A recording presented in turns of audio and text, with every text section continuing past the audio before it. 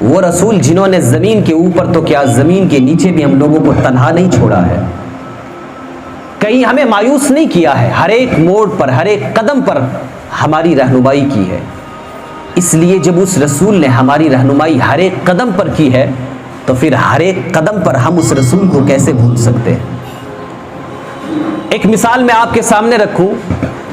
ایک بہت بڑے پاکستان کے بزرگ حال فی الحال کے گزرے ہیں جن کا نام تھا سید جماعت علی شاہ۔ مدینہ شریف گئے،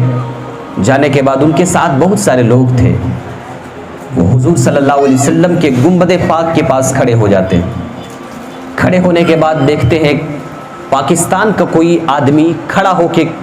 سلام پیش کر رہا، یہ ان کو پکڑتے ہیں اور پکڑ کے اپنا روم لے آتے ہیں۔ اپنا مکان لانے کے بعد اپنا کرتا دیتے ہیں، ان کے ساتھ جو تھے وہ ان کو اپنا دوسرا کپڑا دیتے ہیں۔ اس طرح سے بہت سارے لوگ اپنے اپنے کپڑوں سے نواز کر، جب وہ بندہ کپڑا لے کے، جن کا نام تھا کریم بخش لاہوری، وہ کپڑا لے کے مدینہ شریف حضور صلی اللہ علیہ وسلم کے روضے انور سے ہوتا ہوا گزرا، جا کے اپنا مکان پہنچا، پہنا، عطر لگایا بدن میں، اور پھر سے حضور صلی اللہ علیہ وسلم کے روضے انور کے سامنے حاضر آ گیا۔ یہ سمجھ نہیں پائے، یہ پوچھتے ہیں بتا وجہ کیا ہے، آپ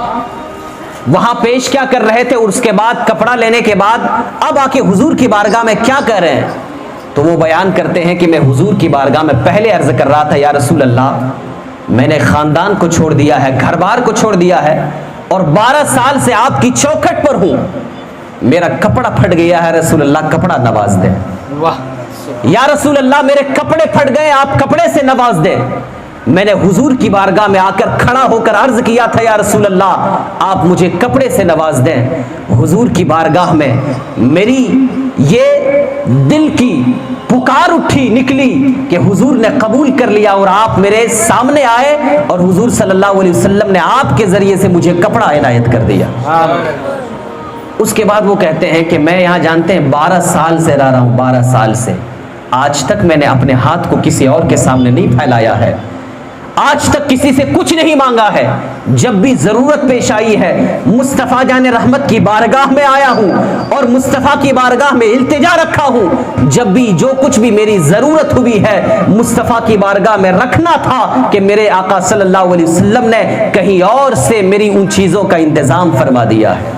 اسی کو تو اعلیٰ حضرت فرماتے ہیں، کون دیتا ہے دینے کو منہ چاہیے، دینے والا ہے سچا ہمارا نبی۔ جانتے ہیں 2 سالوں کے بعد پھر یہ پیر جماعت علی شاہ مدینہ شریف گئے، پھر سے وہی بندہ دیکھتے ہیں، اور دیکھنے کے بعد اپنی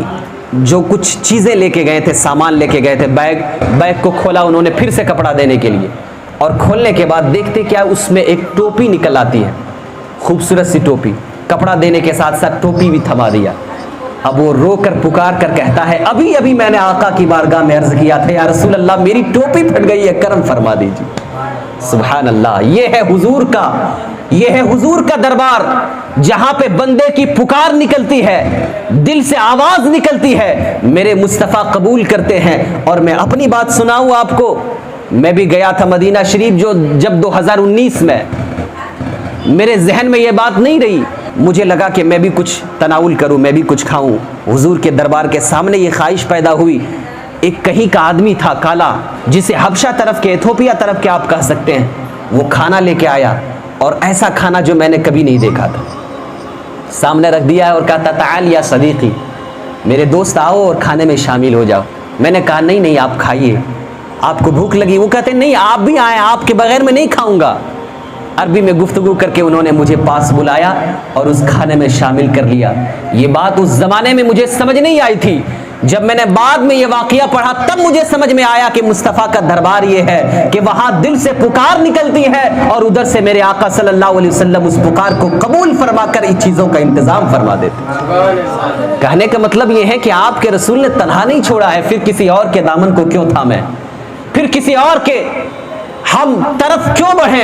بڑھیں تو مصطفیٰ کی طرف بڑھیں، جائیں تو نبی صلی اللہ علیہ وسلم کی طرف جائیں، اپنائیں تو ان کے نقش قدم کو اپنائیں، اور ایک مرتبہ اپنا لیں، قربان جائیں۔ اگر دنیا داروں کو اپنائیں گے، پتہ نہیں آپ کو وہ پہچانتا ہے کہ نہیں پہچانتا ہے، آپ کو جانتا ہے کہ نہیں جانتا ہے، لیکن مصطفیٰ جان رحمت کو اپنائیں۔ اگر اپنا لیا تو جب تک دنیا میں رہیں گے تب تک وہ مدینے سے مدد فرماتے رہیں گے، جب قبر میں جائیں گے فرشتوں کے سوالات پہ جب لڑکھڑائیں گے تو مصطفیٰ سامنے نظر آئیں گے، اور قبر تو قبر، حشر کی بھیڑ میں جب شفاعت کی ضرورت پڑے گی، گناہوں سے دبے جاؤ گے، اس وقت بھی میرے کریم آقا کرم فرمائیں گے، ہاتھوں کو پکڑ کر جنت تک لے کے جائیں گے۔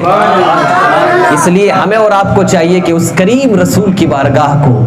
اپنا حرز جا بنا لے، ان کے دامن کو مضبوطی سے تھام لے، اور کہیں اور جانے کی ضرورت نہیں ہے۔ آج لے ان کی پناہ، آج مدد مانگ ان سے، پھر نہ مانیں گے قیامت میں اگر مان گیا۔ اللہ تعالی ہمارے اس پکار کو قبول فرمائے، اس حاضری کو قبول فرمائے، جو کچھ بیان کیا ہے اس کو سننے سنانے میں کہیں گڑبڑی ہوئی معاف فرما کر ہمیں اور آپ کو عمل کی توفیق سے مالا مال فرمائے۔ وآخر دعوانا الحمدللہ رب العالمین، والسلام علیکم ورحمۃ اللہ وبرکاتہ۔